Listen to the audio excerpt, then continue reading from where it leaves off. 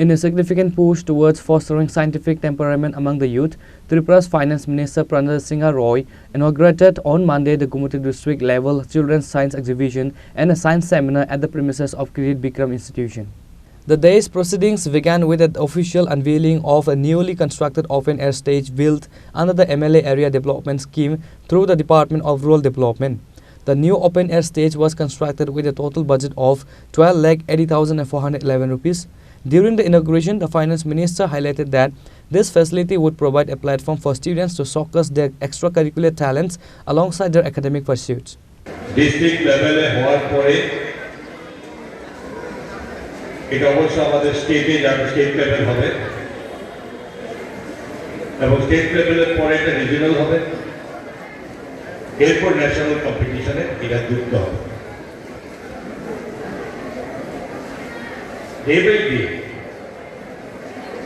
যে স্টুডেন্টদেরকে নিয়ে শুধু এইটা নয়, এখানে মাননীয় বিধায়ক বলেছেন যে বিভিন্ন অনুষ্ঠানের সঙ্গে তাদেরকে তৈরি করে। বিজ্ঞান সম্পর্কে এখানে আর নতুন করে কিছু বলার নেই, আগে আমরা সবসময় বিজ্ঞানের ব্যাখ্যা করতাম যে মানুষের সকালবেলা ঘুম থেকে ওঠা থেকে শুরু করে রাত্রে ঘুমানো পর্যন্ত সবটা বিজ্ঞান নির্ভর হয়ে গেছে এবং সারা পৃথিবী ক্রমান্বয়ে এর উপরে কার কতটা বৈজ্ঞানিক ভাবধারা, কতটা এই সমস্ত কিছু নিয়ে এখন চর্চা চলছে।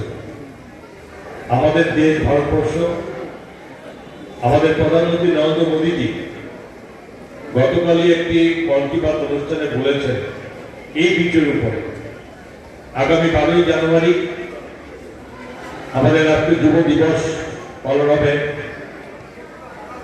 স্বামী বিবেকানন্দের জন্মদিন উপলক্ষে প্রত্যেক বৎসরের দাবি। এবার উনি গতকাল বলেছেন সারা পৃথিবীতে যে আমাদের যারা ইয়াং জেনারেশন, যারা স্কুল থেকে 11-12 পেরিয়ে যারা কলেজে যাবে,